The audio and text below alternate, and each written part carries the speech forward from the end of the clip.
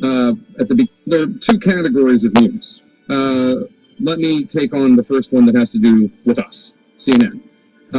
At the beginning of the press conference, Sean Spicer, who's going to be the White House press secretary, suggested that both BuzzFeed and CNN published this dossier full of uncorroborated rumors. That's not true. That's false. CNN, no one has disputed that two-page dossier was in the presentation, and that two-page synopsis was in the presentation by the intelligence chiefs to President-elect Trump, to President Obama.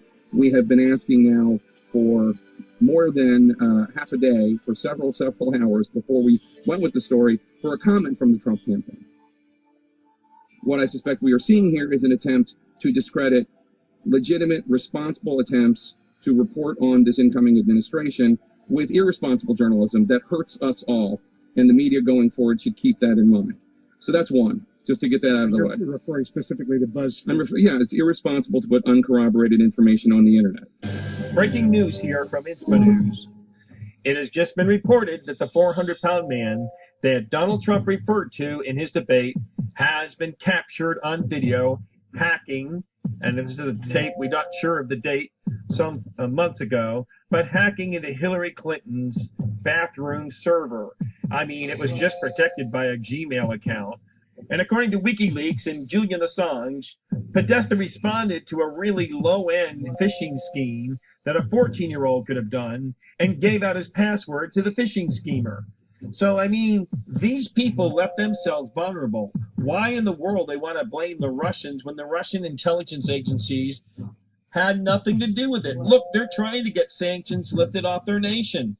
They don't want bad relationships with the United States. It was the United States that messed around with the government in Kiev and screwed up that whole situation with Crimea, threatening to cut off their navy from the Baltic and the Mediterranean Sea and their interests in the Middle East. There's no way that Russia was going to allow that to happen. They weren't motivated to invade Ukraine until the Hillary Clinton State Department and Obama started messing around in there with their nation-building NWO bullcrap. And then they tried to cut off Russia's economy. If they didn't have all that natural gas they were pumping into Ukraine and Eastern or New Europe and some of the Western Europe countries, I mean, gee whiz, they would be totally broke.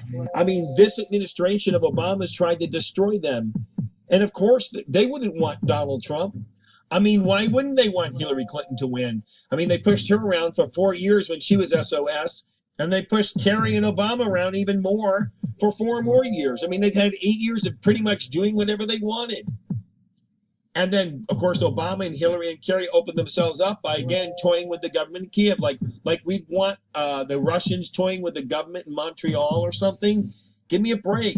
They've been very tolerant of us. Yes, you got Putin so paranoid about losing his port in Crimea that he just nationalized it for their own national security in their region. They don't have the wherewithal, the infrastructure, or the money or military equipment to take over the world. The top Russian general told me that after a concert I performed at. He said, we don't have it. You know, we just want to maintain our region. We want to compete with the United States as a sports team. We don't want war with the United States. We love America. Now, having said all this, why aren't I 50 points ahead, you might ask? Well, the choice for working families has never been clearer.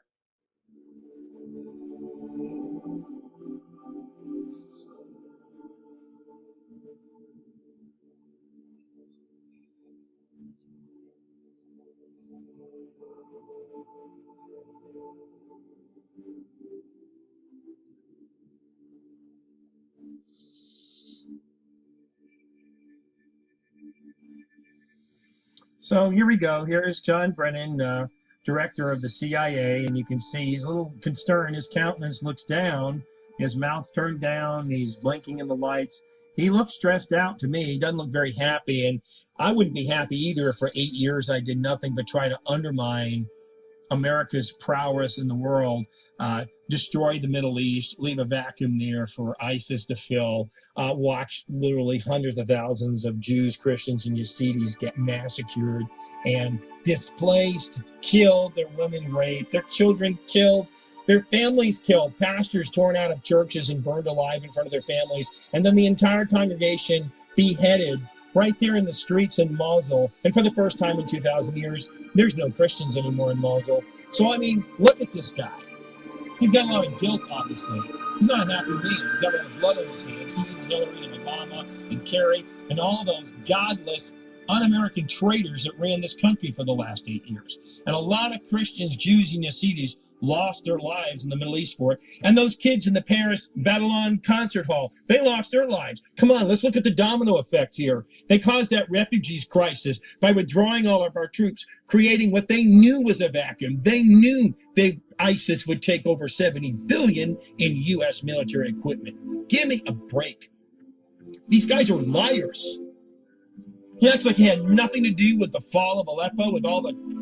Sure, Assad's a bad guy. He's a strong man. So wasn't Saddam Hussein. So wasn't Mubarak. So wasn't Gaddafi. So wasn't the former president of Yemen, etc. and nauseum. Their stupid Arab Spring was nothing but an Arab revolution of terrorism, Islamic terrorism.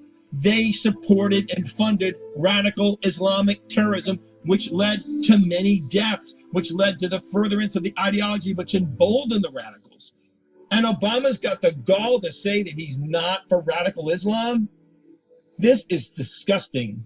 This guy did almost as much damage working as a CIA director the past 8 years, not using proper intelligence, not protecting innocents, not protecting Jews, Christians, and Yazidis, giving them up over to Islamic terrorists, watching the greatest bloodletting since the time of Jesus Christ, where now you don't even have the Coptic Church in Egypt.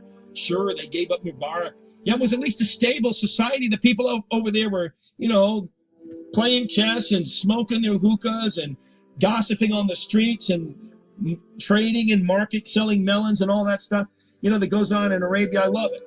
And it's a place tourists wanted to go. It's a very charming, beautiful area like Lebanon, old Lebanon, Egypt, beautiful places, totally in shambles. These kind of people, these elitists, ruined it. And many millions of innocents get killed when these New World Order, left-wing nuts, these tyrants like John Brennan, John Kerry, Hillary Clinton, Obama, Hussein, Barack, Barry, Soetoro, whatever his name is, wherever his birth certificate's from, who knows who this guy was? But they messed the world up royally. Only the radical Islamic State of Iran with its crazy mullahs likes these people. They're the only ones that like Brennan and Kerry and Hillary and Obama and the whole rotten crew of traitors.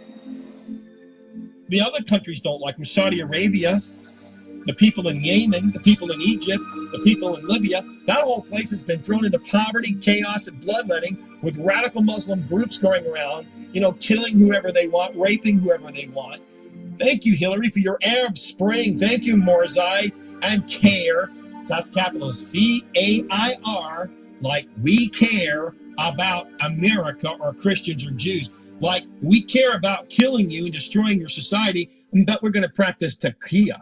We're going to lie to you and talk really smooth on Megyn Kelly's show and other Islamic sympathizers, where we will smoothly tell you we are a religion of peace. No, Muhammad never said those things. These are Islamophobes that hate us for no reason. We are a beautiful religion. We have love and peace. Yeah. Like pieces of human body. That's the kind of pieces you are. You're a religion of pieces, not peace.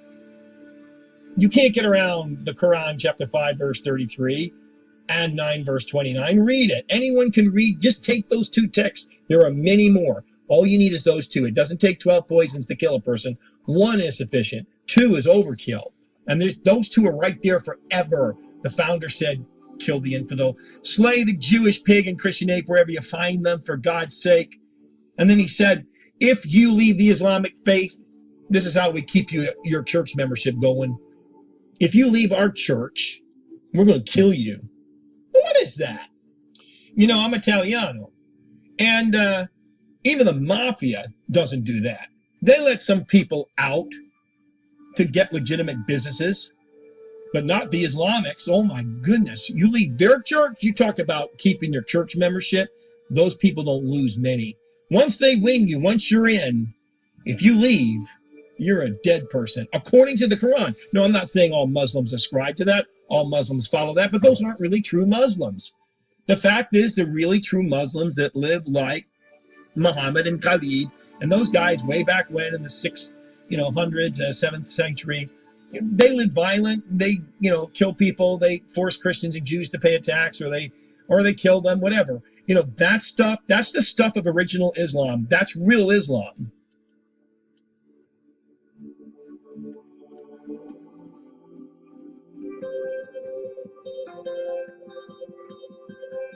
So evidently, Donald Trump has now just handed pink slips to every single person, and I mean the career diplomats and career bureaucrats as well, that normally stay on with an administration to the next administration. Donald Trump is keeping his promise to the deplorables. He is cleaning the swamp. I mean, no president in recent memory has gone in to a new administration like this, and just after Christmas, thankfully, given all these left-wing sycophants of Obama pink slips. I mean, it's just very gratifying. Move your stuff out, get out. You don't have the best interests of this country in mind. You supported a virtual dictator, tyrant, guy who was trying to cause our country to be ruled in a new world order situation with a transnationalist government, a guy that didn't want to secure our borders, a guy that wanted to import terror, a guy that allowed Christians and Jews to be killed all over the Middle East, sat back and watched it while he ate popcorn and why people's heads were cut off, sweet Christian people, that destabilized the strongmen allies we had there in the Middle East, again sat back and kicked his feet up, watched TV and ate popcorn, watching the slaughter of Christians and Jews and Yazidis across the Middle East, and yes, playing a lot of golf in the meantime.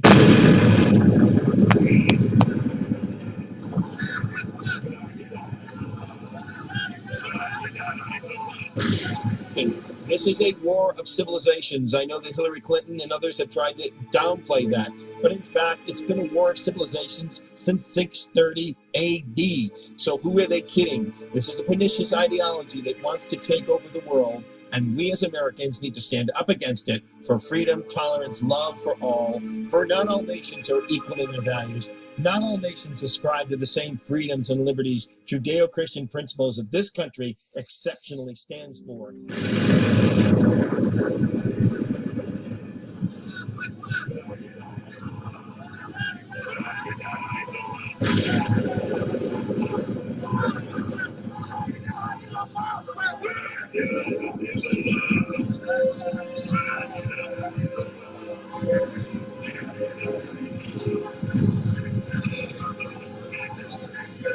We're proud of America, and we do think we're exceptional, and we don't accept unity as the primary ethic in the world today, as the New World Order are pushing. We don't want unity at all costs. We love our nation, we love our freedom, we love our prosperity, we love our families, we love our Judeo-Christian heritage, and we love the freedom that free thinkers have a right to express themselves without fear of their lives.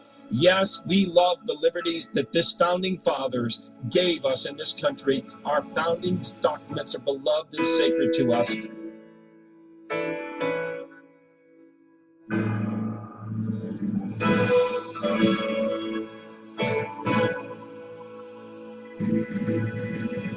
And we will do whatever it takes to defend Judeo-Christian principles of life, liberty, and the pursuit of happiness, of freedom of religion, of freedom of speech, of all the liberties that we enjoy.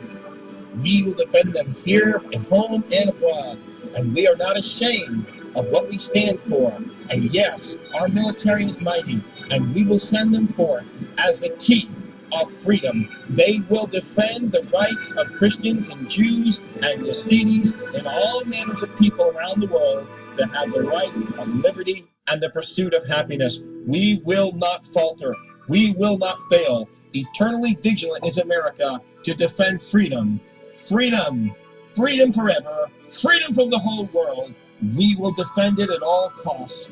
Mark my words. We will not lay down for Islam, communism, Nazism, or any other tyrannical form of ideology that would come against the beauty and the majesty of our Constitution and Bill of Rights. Well, you're not dealing with soldiers proper here. You're dealing with mass murderers, serial killing terrorists who are religiously motivated to kill infidels in the name of Allah. This isn't about the Geneva Convention.